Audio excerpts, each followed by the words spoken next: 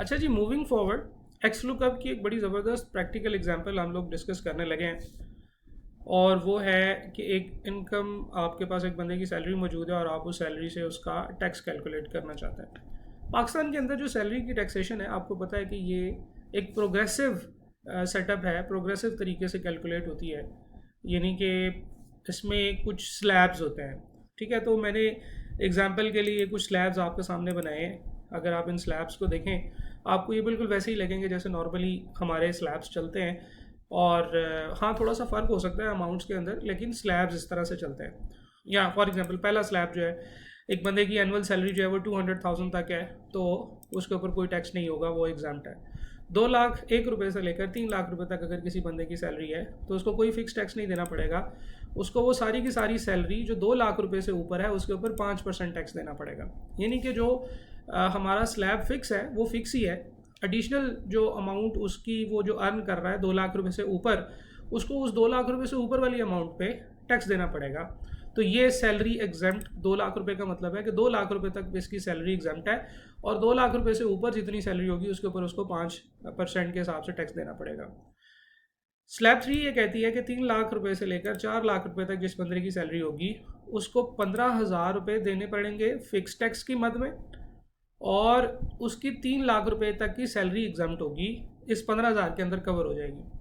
बाकी जो है उसको 3,00,000 रुपए से ऊपर जितनी सैलरी होगी उसके ऊपर 7% टैक्स देना पड़ेगा।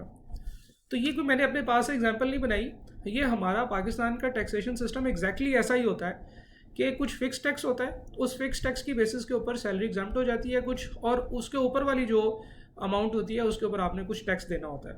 तो ये जनाब कैलकुलेशंस हैं। इन कैलकुलेशंस को हम लोग ख़ासतौर पे एक्स लुकअप के जो मेथड है उसके थ्रू करेंगे। तो इसके लिए हमारे पास एग्जांपल के तौर पे ये बहुत सारे लोगों की सैलरीज़ हैं। हमने कैलकुलेशन तो एक पे ही करनी है, बाकी सब पे तो हमने सिर्फ उस फार्मूला को ड्रैग करना है ताकि सारों के ऊपर कैलकुलेशन हो जाए। तो अभी एक बंदे की नेट सैलरी मौजूद है हमारे पास। हम पहले तो इससे एनुअल सैलरी कैलकुलेट करेंगे। आपको पता है कि एक महीने की सैलरी कैलकुलेट अगर आपके पास हो गई है तो आपने उसको मल्टीप्लाई करना है 12 के साथ, तो हम लोग उसकी एनुअल सैलरी पे पहुंच जाएंगे, विच इज़ 645,000। और इसके ऊपर अब हमने फिक्स टैक्स कैलकुलेट करना है। अब अगेन हम यहाँ पे इफ़ के फंक्शन से चल सकते हैं, लेकिन आपको पता है कि वो बड़ा कम्बरसम होगा, तो एक्स लुकअप के फंक्शन से भी हम कर सकते हैं। इफ्स का फंक्शन है वो भी हम यूज़ कर सकते हैं, लेकिन क्योंकि हम अब एक्स लुकअप की चीज़ों को देख रहे हैं तो एक्स लुकअप से हमें कुछ बेनिफिट्स होते हैं जिनको हम हासिल करेंगे। तो सबसे पहले हम इसकी फिक्स टैक्सेशन की बात करते हैं। हम कहते हैं कि एक्स लुकअप का फार्मूला हमसे सबसे पहले ये पूछता है कि बताएं कि कौन सी वैल्यू ढूंढनी है, यानी कि लुकअप वैल्यू क्या है। तो हम कहेंगे वो जो इस सेल में लिखी है E4 के अंदर, कॉमा, वो हमसे पूछेगा लुकअप अरे। लुकअप अरे के लिए हमें टैक्स रेट्स में जाना पड़ेगा और हम लोग अपनी अपर रेंज को सिलेक्ट करेंगे लुकअप अरे के अंदर। और क्योंकि हमने फार्मूला ड्रैग करना है इसलिए ये बड़ा ज़रूरी है कि हम इसको फिक्स कर दें F4 प्रेस करके। तो अगर आप ये मेरे कर्सर को फॉलो कर रहे हैं, देख रहे हैं, तो D6 से D11 तक जो है ये हमें यहाँ पे मिल गया है, और इसके साथ वो डॉलर साइन लग चुका है। रिटर्न अरे, कहाँ से वो हमें रिटर्न करके ला के देगा। हमें चाहिए फिक्स टैक्स, तो फिक्स टैक्स तो है हमारे पास इस अरेंजमेंट के अंदर, which is E6 to E11। इसको भी F4 प्रेस करके हम फिक्स कर देंगे। अब अभी तक हम लोगों ने एक्स लुकअप में ये पढ़ा है कि वो सर्च करता है, और सर्च करने के बाद अगर उसको वो अमाउंट मिल जाएगी तो वो ला कर दे देगा। लेकिन आपको अगर याद हो, हम तो एक अनइवन फिगर ढूंढ रहे हैं। 6,40,000 आई थिंक समथिंग थी, 6,04,000 थी इस तरह से, तो वो तो हमारे इस डी वाले कॉलम में नहीं आएगी। तो यहाँ पे हमें मैच मोड जो है वो हेल्प करेगा। इफ़ नॉट फाउंड को हम खाली छोड़ते हैं, मैच मोड की तरफ चलते हैं। हम कहते हैं कि यार जो अमाउंट हम ढूंढ रहे हैं अगर वो ना मिले, ठीक है, डेफिनेटली वो नहीं मिलेगी, तो फिर क्या करना है। अब देखें, हमारे पास 6,00,000 रुपये अगर हमें एग्जैक्ट नहीं मिलता इस कॉलम में, तो हम चाहते हैं कि हम उससे अगली वाली कैटेगरी में फॉल करें, यानी कि इस वक्त इसको स्लैब नंबर 6 चाहिए। तो अगर उसको 6,00,000 नहीं मिलेगा, 6,00,000 की अमाउंट, यानी कि 6,00,000 की अमाउंट हमारी सर्च अरे के अंदर नहीं मिलेगी, जिसे हम लुकअप अरे कहते हैं, तो हमें चाहिए कि उससे अगली वाली अमाउंट को वो सर्च आउट करे। तो उससे अगली वाली अमाउंट उससे नेक्स्ट वाली कैटेगरी आ जाती है। ये नेक्स्ट कैटेगरी 7,00,000 है। इसका मतलब ये है कि हमें चाहिए यहाँ पे क्या लिखना चाहिए, हमें यहाँ पे लिखना चाहिए +1 एग्जैक्ट मैच या नेक्स्ट लार्जर आइटम। ठीक है जी, कॉमा, जब एग्जैक्ट मैच या नेक्स्ट लार्जर आइटम हम लोग लेकर आएंगे तो हमें 6 लाख रुपए से ऊपर वाली जितनी भी अमाउंट्स होंगी वो कैटेगरी 6 में फॉल कर देगा वो। ठीक है जी, ब्रैकेट क्लोज करके देखते हैं, एंटर करूंगा तो आपको नजर आएगा 1,54,000 लिखा हुआ।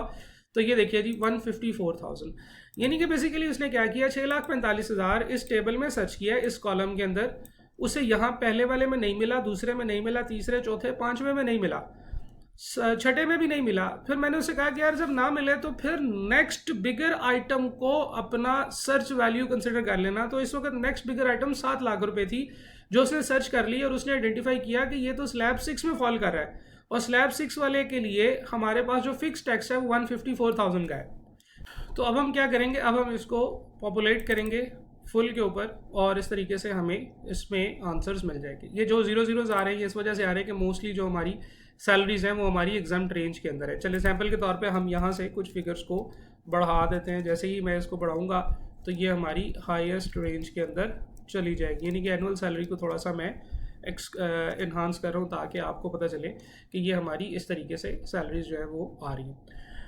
अच्छा जी, अब हमें फिक्स टैक्स मिल गया है, इसके बाद हमें सैलरी एग्जम्प्ट और rate on over and above the fix tax, ये 3 चीज़ें चाहिए थी।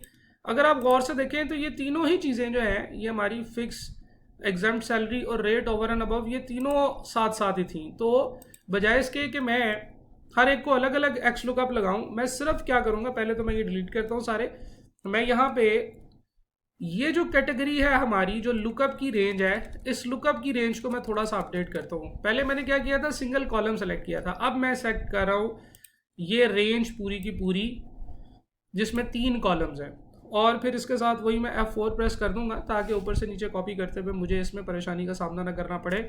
और अब आप देखें कि तीनों ही ये मेरे पास आ गई हैं। फिक्स टैक्स जो है वो 1,54,000 है, सैलरी जो एग्जाम्प्ट है वो 6 लाख है, और ओवर एंड अबव के ऊपर 13% टैक्स पड़ेगा।